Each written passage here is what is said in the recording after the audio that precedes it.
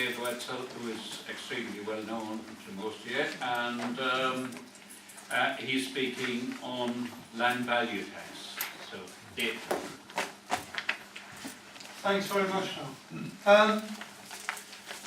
One of the attractions for me to join the Green Party was your policies on poverty, your policies on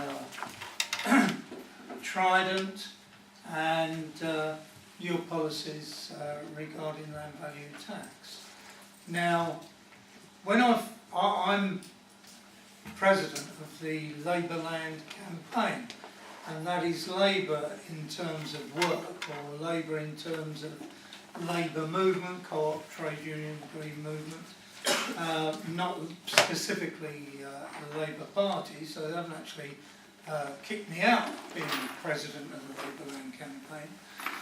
But the Labour Land Campaign was formed because we felt that although there were people on the right advocating the collection of land wealth for public purposes, in 1983 when we started it, there were very few people on the left actually advocating the collection of land wealth. And land value tax is only one form that one might take to collect land.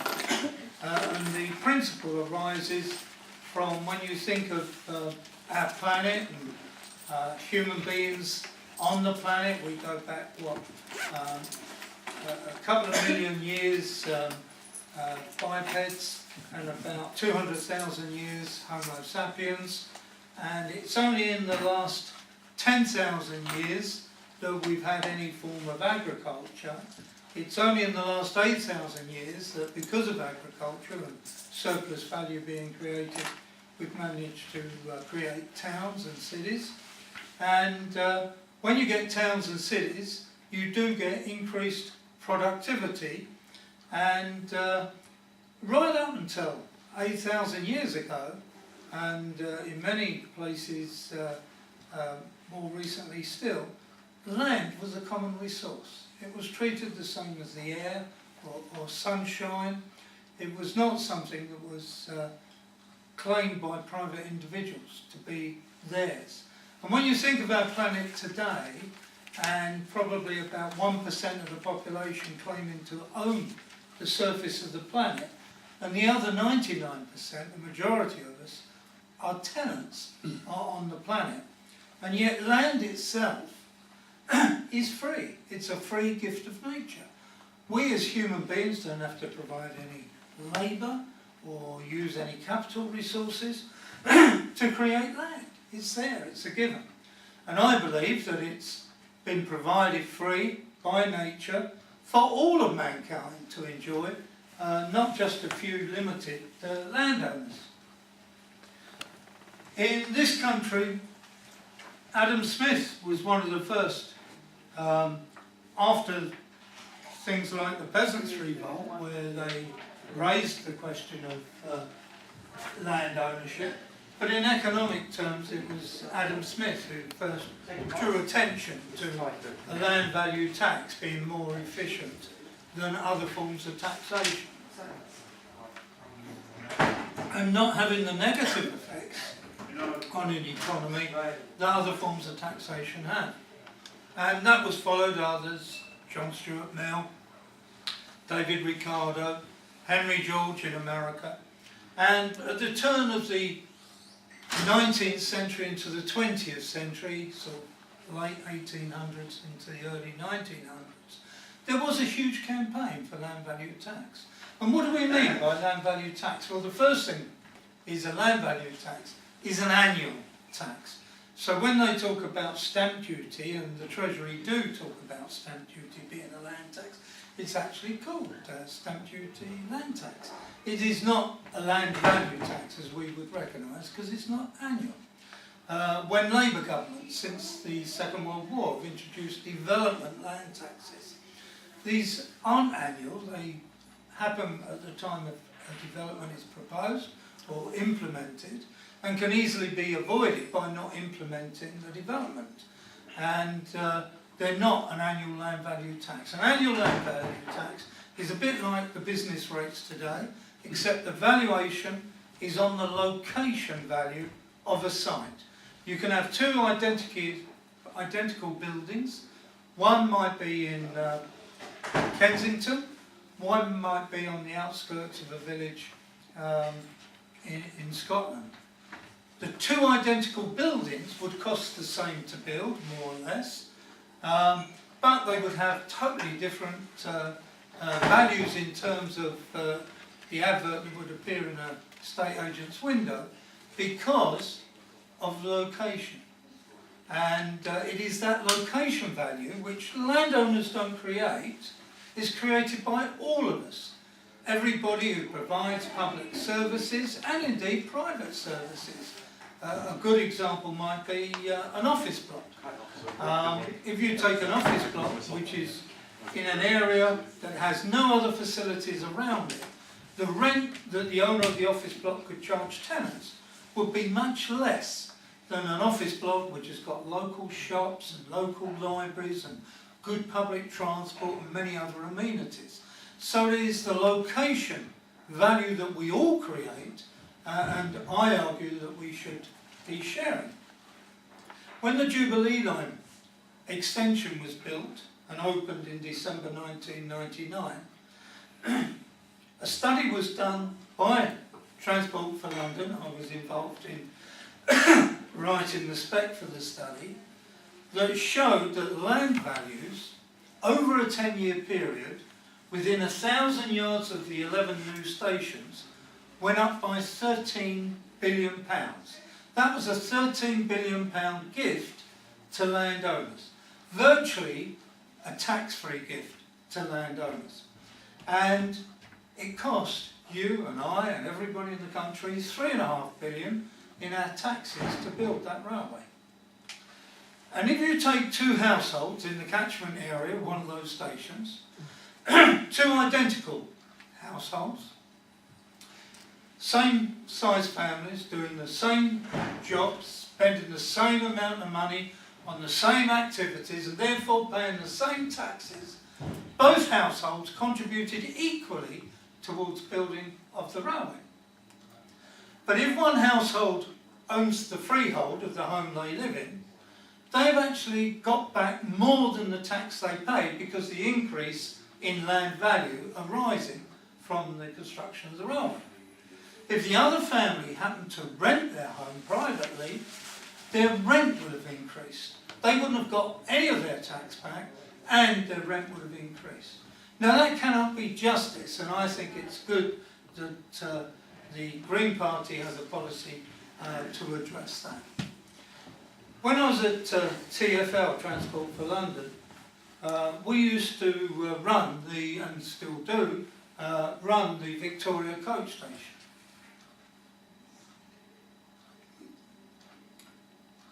And I ask you, who normally travels into city by coach? Is it the very wealthy, is it the modestly rich, or is it generally poorer section of our community? Generally it's poorer people that go into city by coach. Well, as it happens, TfL doesn't own the whole of Victoria coach station. A third of the site is owned by Grosvenor Estates. And TfL pays rent every year, £230,000 rent, to Grosvenor Estates for a third of the coach station. And where do they get the money from? Well, they get the money from the coach companies. Coach companies pay a fee every time a coach goes into the coach station, and every time it comes out, they pay a fee to TfL. And so you have a situation where the poorest travellers in the country are paying the coach companies their fares, and a part of those fares are being used to give to TfL, and a part of that is being used to give £230,000 to the Duke of Westminster, whose family happened to own Grosvenor Estates.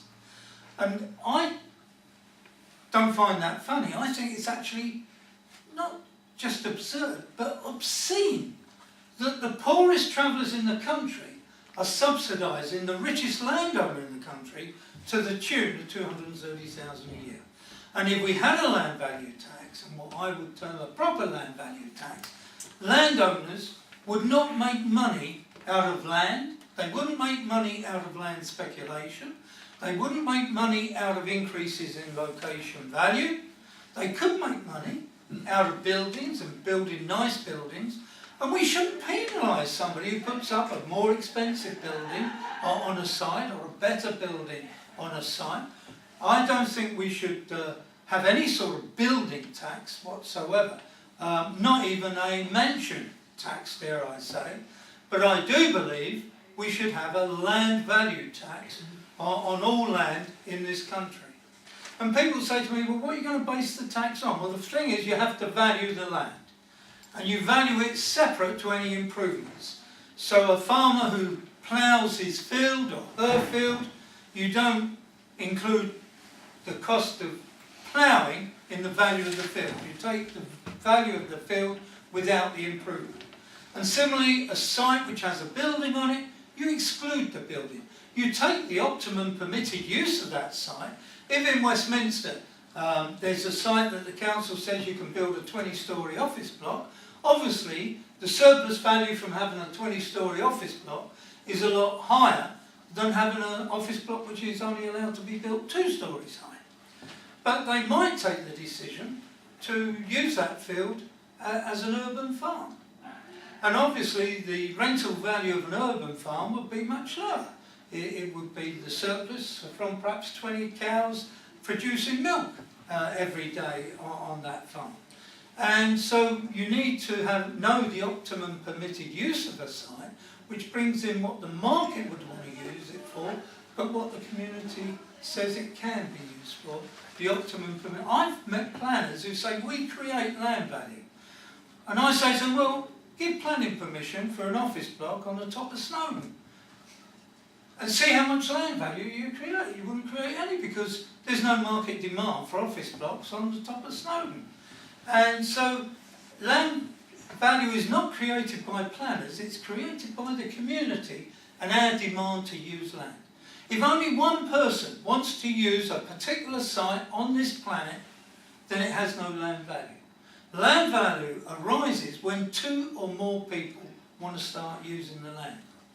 And when I'm talking at schools, I tell a stupid little story really, with apologies to Daniel Defoe, about what is the rent of land.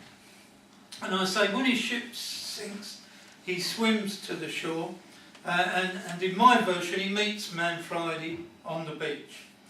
And Man Friday said, wow, I'm pleased to see you. I've been on this island 4 years on my own. It's going to be nice having some company. But I must tell you, I've been busy on this island during this last 4 years. One of the things I did was to create a parliament. And as I was the only elector, I elected myself as an MP. And as I was the only MP, I made myself Prime Minister.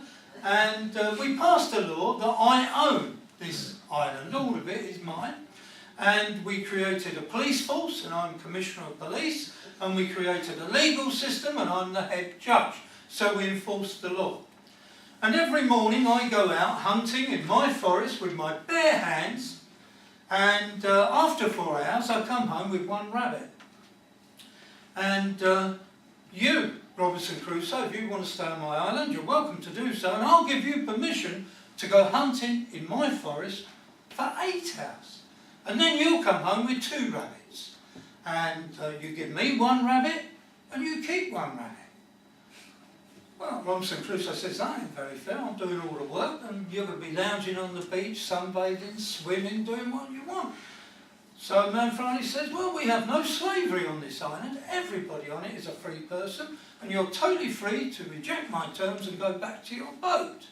So, like us living on this planet, we have no choice. We stay on the planet, he stayed on the island, and for 3 months every day went out hunting, bare hands, 2 rabbits, 1 each. At the end of 3 months, he's sitting over his fire, cooking his rabbit, and he thinks, I could do better than this. I could create capital. Now we think like accountants, and we think capital is money in the bank, but capital isn't money in the bank. Capital is man-made wealth, or human-made wealth, being used to produce more wealth. And so the next day he goes out into the forest, and he spends several hours looking for a very sharp flint stone, which eventually he finds. And then he spends more hours looking for a very straight branch on a tree, which when he finds it, he hacks it down, he strips it of the leaves and all the twigs, puts a point on one end, some goose feathers for the other, and he has created capital. It's person-made wealth that he can now use to create more wealth. Because the next morning, up bright and early, out into the forest with his spear. How many rabbits do you think he comes home with after 8 hours now? 4, that's not very many, we'll say 14. He's better with the spear than Noel's hands. And so he comes home with 14 rabbits, he gives one to Man Friday, his landlord, and he's got a nice little pile of 13 rabbits and a grin from ear to ear. And Man Friday says, wow, he says, you're a clever bloke, Robinson Crusoe. I've been here 4 years and 3 months, I never thought of creating capital. But I've got some bad news for you, your rent has just gone up to 13 rabbits. And that is the economic rent of land. Landowners will take as much as they can possibly from us for the use of land, whether it be in the terms of a mortgage, that we mortgage ourselves for a 12th of an acre to have a house on, or whether it's a farmer with a field. And we see evidence of that. What happened when we joined the European Union, the common market as it was in 1970, whenever? What happened was we joined the CAP. And I was told that farm subsidies were paid to farmers. Well, of course, farm subsidies are actually paid to farm land owners. I lived in Cornwall. I used to run what I politely called an antique shop, but if you'd seen it, you'd have told me it was a junk shop. And I was vice chair of the Chamber of Commerce, a little fishing village called Mevagissey. And we used to have in the local paper adverts for farms. Sometimes it might be a farm for rent, and sometimes it'd be a farm, more usually a farm for sale. But they always quoted the CAP quota. It was important to anyone wanting to rent or to buy. And the reason they did it was because the owner of the land, the farmland, actually charges for the CAP that the person buying or renting the farm is going to receive from the European Union. And the same thing happened in Poland when they joined the CAP, and all the other countries that have ever joined the CAP. Land, farmland, has always gone up in price and in value. So we argue that we should be collecting land value tax. As I say, it's not the only way. I personally would prefer the earlier policy that the Ecology Party used to have. And I would like to see all the rent of land collected for the common purpose. And it's important that when we collect land rent, that we use it to get rid of bad taxes. We use it to get rid of taxes on trade. We use it to get rid of taxes on income, certainly low income. The policy of the Labour Land campaign is that nobody should pay income tax who earns less than 30,000 a year.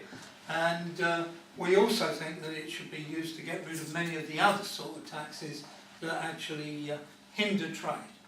And the results of that would be several-fold. One would be to start addressing the question of poverty. One would be that the north-south divide. If you think of in the southeast, the marginal rate of tax is the same as in any depressed area of this country. The same marginal rate of tax. Now with the land value tax, it's quite different, because where land values are high, it's usually because there's a plentiful supply of public services, a plentiful supply of private services, therefore the landowners can charge a high price. Where you've got a depression, where you've got unemployment, where you've got people not being able to adequately provide for themselves, you have low land values. And so therefore with the land value tax nationally, not just locally, but a national land value tax being used to get rid of the taxes that depress trade and productivity, then you have areas that have high unemployment being treated almost like a tax-free zone. And that doesn't only work nationally, it would work, for example, in Europe. You look at the countries that have the biggest problems in Europe, it's not the central bloc, France, Germany, Great Britain, Denmark, it's the countries on the periphery. It's the countries like Ireland, Spain, Italy, Greece. These are the countries that have the lower land value. So instead of Europe having a VAT, Europe should have an LVT. Thanks.